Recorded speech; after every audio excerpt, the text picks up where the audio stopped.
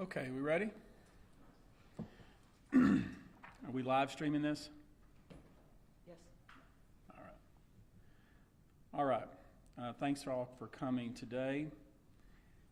There's a few housekeeping matters I want to address, and then we're going to talk about some specifics of things that you might be interested in more than others.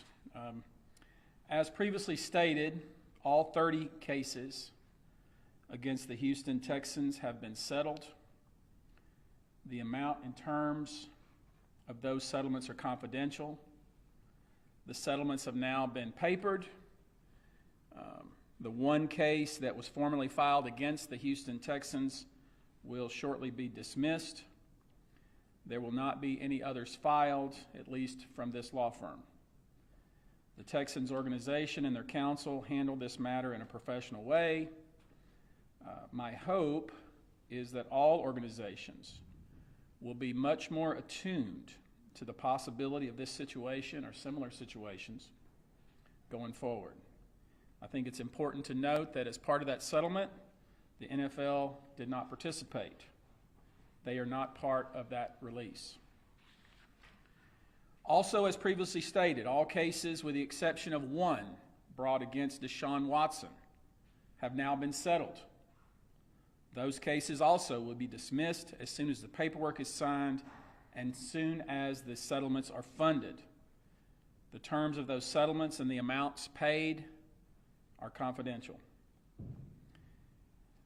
As you know, all of these cases were consolidated into one court. The pretrial proceedings for all the cases were managed by one court. We had multiple hearings. In many cases, those hearings were contentious. We sought information from non-parties and at times had to have hearings arising from those requests. Throughout it all, the court handled things quickly and efficiently and professionally. And so on behalf of our clients, we want to applaud the court and its staff for that. A case like this takes a lot of resources to bring, not only personnel but also financial. There were thousands of pages of documents that were exchanged, each of which had to be carefully reviewed. There were more than 100 witnesses who were questioned. There were 30 formal depositions taken, with each witness placed under oath, videotaped, and their testimony transcribed. In all, our law firm spent more than $250,000 on this case. And you can see how hard it is to pursue a case like this, to bring a case like this. It takes resources. You can probably tell and conclude that for a case like this, for most firms, it would be cost prohibitive. This has been a long road. After all cases filed are formally dismissed, that will leave one case remaining. The allegations made in that one remaining case are strikingly similar to those made by the other women who brought suit. She is a licensed massage therapist. Deshaun Watson allegedly found her on Instagram. They had one session. The detailed facts in her filed petition speak for themselves. I will say that she was one of the first to speak out and one of the first to file suit. She was interviewed at length by the NFL. She also spoke at length to the police and would have appeared and would have given testimony to the grand jury had our elected local DA allowed her to do so. The DA of this county, who was supposed to speak for the people, as you know, only presented one woman, Ashley Solis, in front of the grand jury. And I guess we'll never know why. But that brings us to why we are here. I want to take you back to December of 2019. Cornelia and Crystal tell me it was December 10th of 2019 when we received a call at this office from Ashley Solis. We learned later that several months before that, Ashley had actually spoken to another lawyer that we do business with who ultimately referred her case to us. And that's how we get most of our cases. We get them by referral. We don't do any advertisement. And I've said before, I was initially reluctant. to take Ashley's case. It wasn't because I didn't believe her. It wasn't because I didn't think she had a strong case. It was because I've done cases like this before, and I know firsthand how nasty people can be. I know when you sue a high-profile person making such allegations, these cases can get very ugly. I explained to Ashley how much scrutiny she would be subjected to. I told her how nasty and vile people can be. People can be really brave behind a keyboard. I guess they think their ill-informed vitriol has no impact, but it does. This case has placed front and center the conspiracy theorists, sitting in their parents' basements, making up stories and ignoring the truth that stares them directly in their face as they spew their hate. Some of the comments they made about Ashley and the other women in this case would be laughable if they weren't so painful. Laughable if they weren't so painful. Painful not only to people like Ashley Solis, who had the courage to stand up, but also victims of sexual assault everywhere. I'm reminded, though, there is a reason for the word fan. Think about the word fan. It's short for fanatics. And we have certainly seen that side of people throughout this entire process. Ashley Solis persisted. She was undeterred. I promised her at the least I would try to resolve the issue privately. I was hoping I could shield her from what I knew would likely be vitriol. My attempts to resolve this issue quietly but fairly have actually been used against her, as if she was looking for some kind of payoff, which was not what she was looking for. Every day across this country, legal disputes are resolved confidentially. If that weren't the case, the entire legal system would grind to a halt. But my efforts to resolve her case confidentially and quietly were stiff-armed. They were rebuffed. In fact, after some correspondence, I was told that their asset had done nothing wrong. That's what I was told. That was an eye-opening statement. I can tell you at that point I was pissed. The U.S. Marine in me would not be denied at that point. We had no other option but to file suit, and that suit, of course, became public. And I had expected more women would come forward. Of course, they did. I was surprised. I think we all were surprised by the number of women who stepped forward. But throughout this all, Ashley Solis has been there, resolute. At some point, we thought it appropriate that a public face be put to this litigation. Ashley stepped forward. Her bravery and courage are incredible. She was the first to file suit. She was the first to speak out. She was the first to stand in front of a camera and tell about her experience. She was the first to put her name and face to this litigation. She is a strong woman. She's been an example to others. I can tell you that our team could not be more proud to represent her, and I can tell you that every person in our firm admires you, Ashley. Throughout these cases, we have been asked to weigh in on parallel proceedings. We've tried to be consistent and clear that the civil cases stand on their own. The standards are different. The players are different. But when pressed, we have made it clear that we believe the elected DA failed these women. It was frustrating, but it was expected. There are more than 463,000 incidents of sexual assault in the United States each year. Only about 70% of those let me try to get that right. 70% of those are never reported to the police. Less than 1% of those ever lead to a conviction. And we all know about the tweet that was sent out after the no bill from a so-called insider, not somebody that's ever spoken to me. There's a more of an insider, I don't know who it is other than me, but this is the kind of reaction we received. And these kind of tweets, this kind of foolishness, is exactly why people do not pursue justice.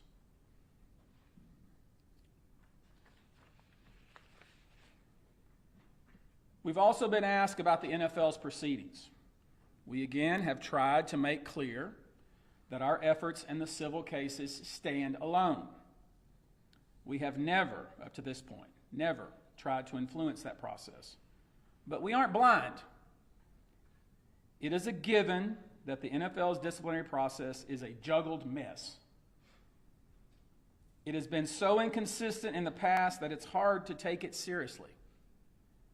And worse yet, everyone knows that the NFL's record on women's issues is sketchy and sad.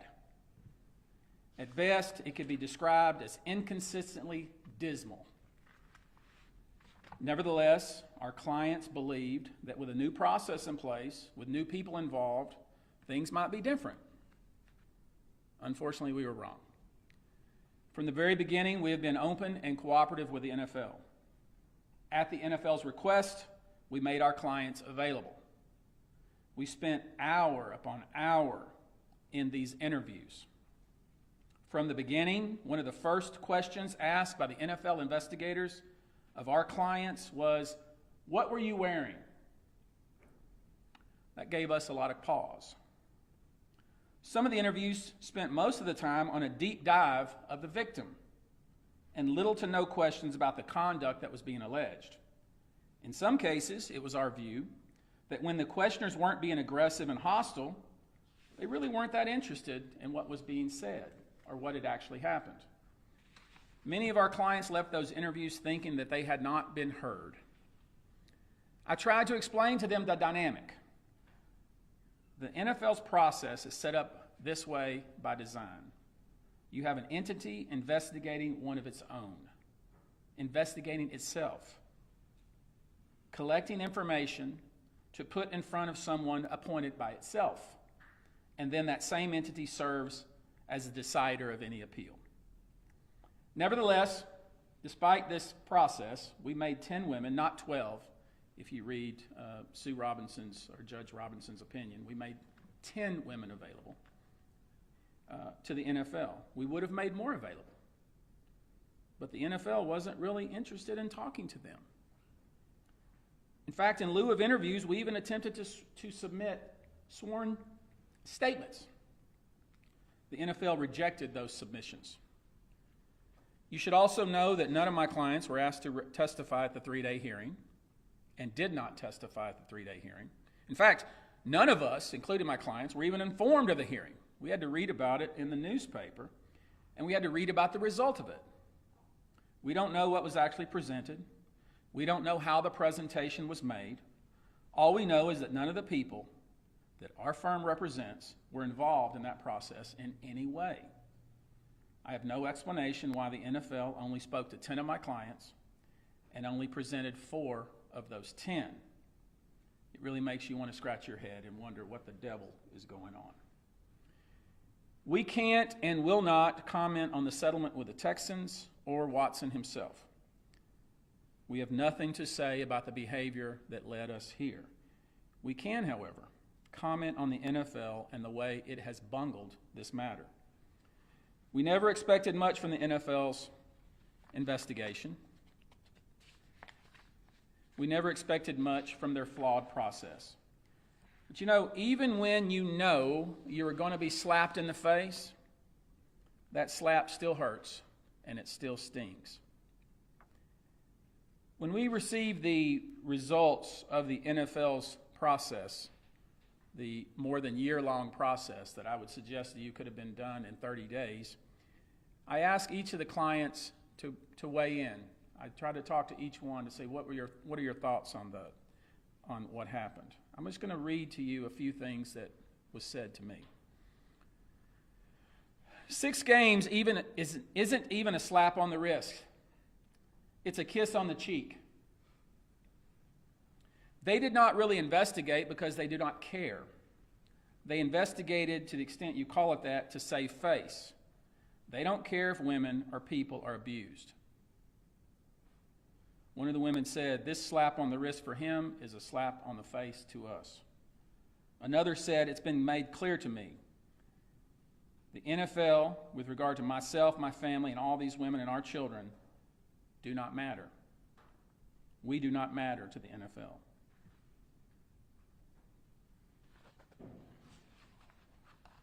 One of the women said, "This decision makes me feel defeated." She said, "When I was interviewed with the NFL, it felt more like an interrogation, asking me the same questions over and over, hoping that I would fumble the story about what I experienced so they could claim what I was saying was untrue. They didn't seem interested in the truth, and it's incredibly disheartening."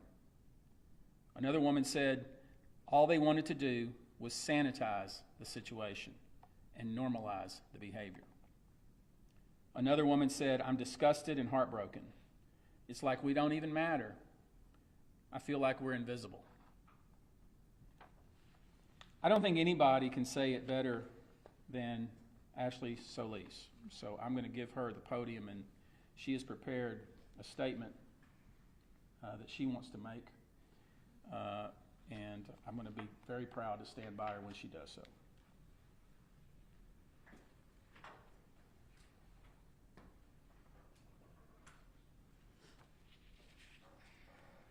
Hello.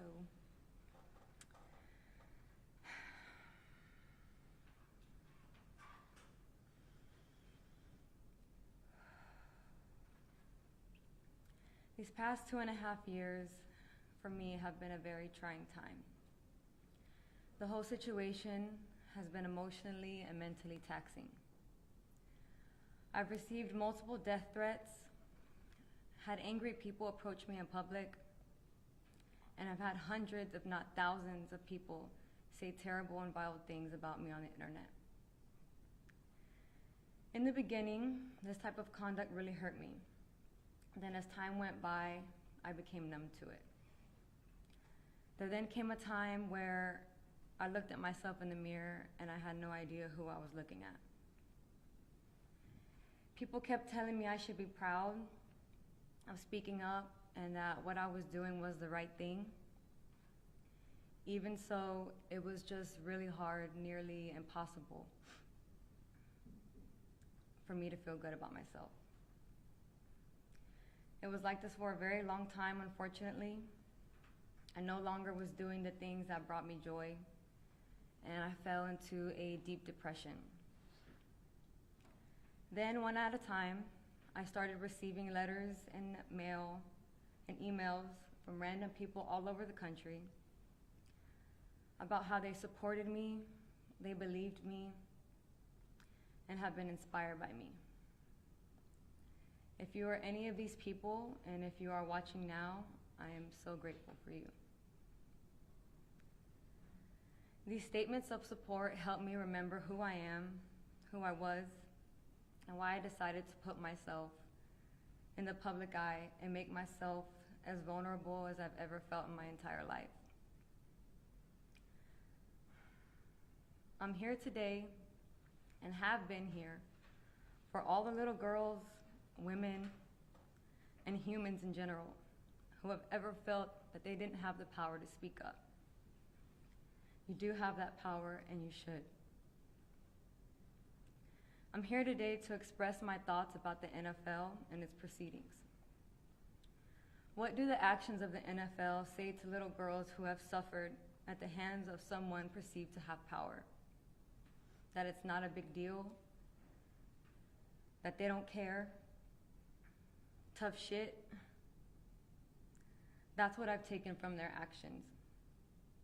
So instead, I'll let my actions say something different to those same little girls. No matter how scary, big, or powerful someone may seem, they are just humans. And like all humans, we all have the right to have our voices heard.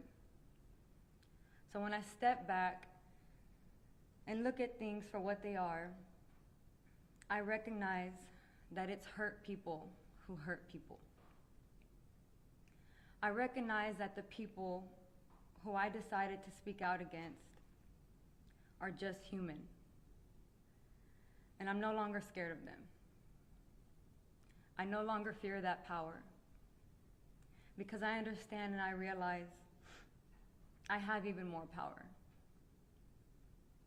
I'm backed by my community, my family, and my ancestors. And that's what keeps me going forward. So if anyone has ever tried to abuse their status and overpower you, remind them that they picked the wrong one to try that with. That's exactly what I am, the wrong one. And I'll keep showing my face and keep speaking up for as long as I can. You should be a wrong one too, and speak up. Thank you.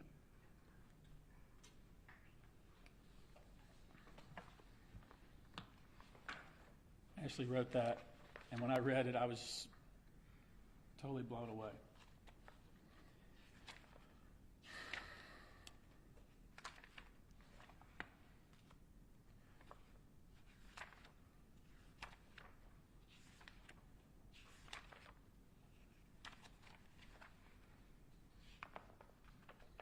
Now, finally,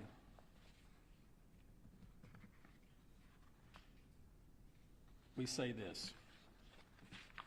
We are here today with a message to the NFL. That message is simple and hopefully clear.